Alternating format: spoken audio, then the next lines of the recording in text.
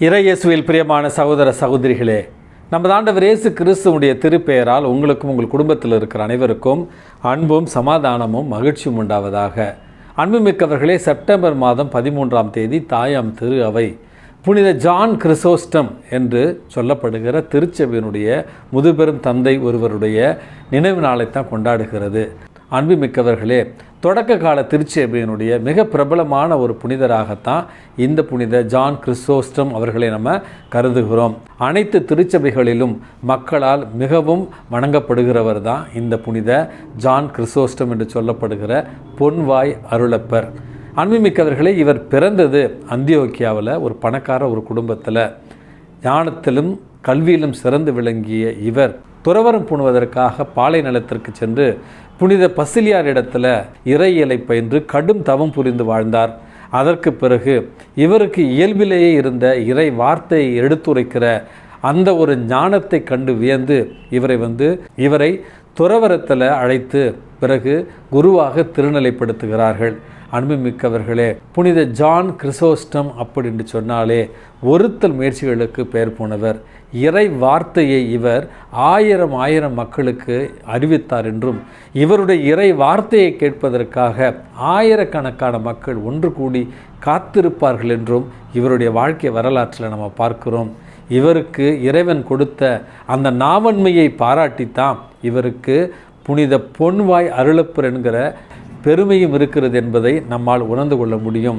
அன்புமிக்கவர்களே, அதற்கு பிறகு இவர் கான்ஸ்டான்டினோபிள் நகரத்தினுடைய பேராயராக தேர்ந்தெடுக்கப்பட்டார். தன்னுடைய எளிமையான வாழ்வாலும் தாட்சியாலும் இறை வாக்கு உரைக்கிற அந்த அருளினாலும் ஆயிரக்கணக்கான மக்களை அவர் கிறிஸ்தவத்திற்கு கொண்டு வந்தார். தவறான தப்பிர்களுக்கு எதிராக எழுதியும் பேசியும் வந்தார்.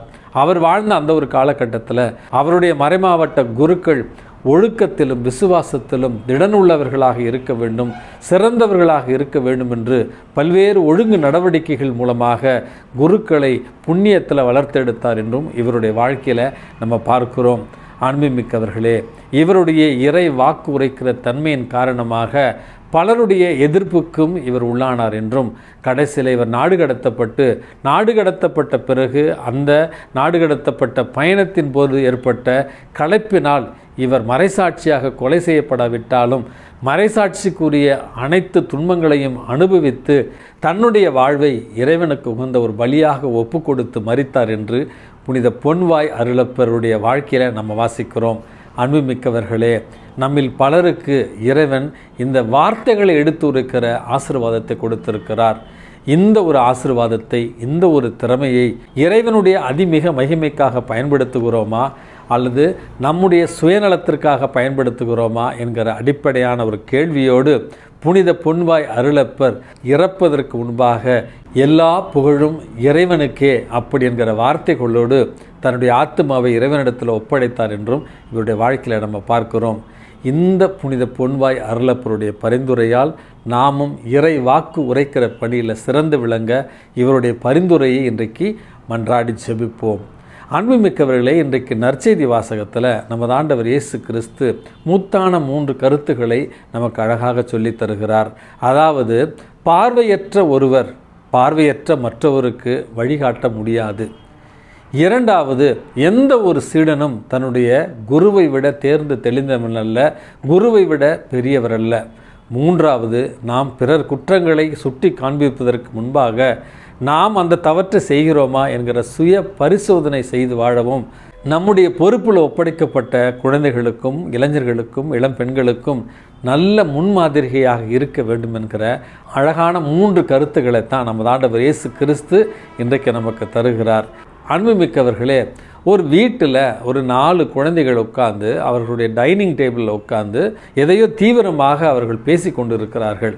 அப்பொழுது அங்கே சென்ற அவர்களுடைய பாட்டி அவர்களிடத்தில் கேட்கிறார், என்ன பேசிக்கிட்டு இருக்கீங்க நீங்கள் அப்படின்னு கேட்கிற நேரத்தில் அந்த குழந்தைகள் பேசிக்கொள்கிறார்கள், நாங்கள் எங்களில் யார் பெரிய பொய்யை சொல்லுகிறோம் அப்படி என்று விவாதித்து கொண்டிருக்கிறோம் அப்படி என்று அவர்கள் சொல்லுகிறார்கள். இதை பார்த்து அந்த பாட்டி சொன்னாராம், என்ன பிள்ளைங்க நீங்கள், இந்த காலத்து பிள்ளைங்கள்லாம் இப்படியா இருக்கிறது, நான்லாம் எனக்கு நினைவு தெரிந்த வரையில் ஒரு பொய் கூட சொன்னது கிடையாது அப்படின்னு அந்த பாட்டி சொன்ன உடனேயே அந்த 4 குழந்தைகளும் ஒரே கோரஸாக சிரித்து கொண்டு, ஐயா இந்தா உங்களுக்கு பரிசு அப்படின்னு அந்த பாட்டிக்கு ஒரு பரிசை கொடுத்தாங்களாம். அந்த பரிசு பிரித்து பார்க்குற நேரத்தில் அங்கே எழுதப்பட்டு இருந்தது, உலகத்திலேயே மிகப்பெரிய பொய்யை சொன்னவர் அப்படி என்று அதில் எழுதப்பட்டிருந்ததான். அன்பு மிக்கவர்களே, அந்த பாட்டி சொன்ன வார்த்தை, எனக்கு நினைவு தெரிஞ்சதுலேருந்து நான் பொய்யே சொன்னதில்லை என்கிற அந்த வார்த்தை தான் குழந்தைகளுக்கு உலகத்தில் மிகப்பெரிய ஒரு பொய்யாக தோன்றியிருக்கிறது. காரணம், இன்றைக்கு நமக்கு தலைமைத்துவத்தில் இருப்பவர்கள், வழிகாட்டியாக இருப்பவர்கள் நம்முடைய பிள்ளைகளுக்கு முன் உதாரணமாக இருக்க வேண்டும் என்பதையே இந்த ஒரு எளிய நிகழ்ச்சி நமக்கு சொல்லித் தருகிறது.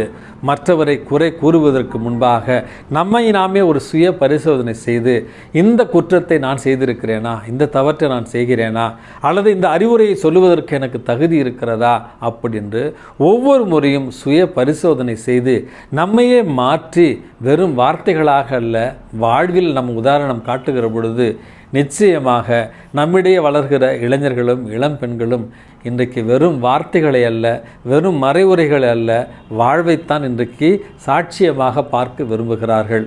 ஆகவே நம்முடைய வாழ்வு கூட வெறும் வார்த்தைகளாக இல்லாமல் நல்ல வாழ்வாக இருக்க இன்றைக்கு இறைவனிடத்தில் மன்றாடி செபிப்போம். எல்லாம் வல்ல இறைவன் தந்தை, மகன், தூய ஆவி உங்களையும் உங்கள் குடும்பத்தில் இருக்கிற அனைவரையும் நிறைவாக ஆசிர்வதித்து பாதுகாத்து வழி நடத்துவாராக. ஆமேன்.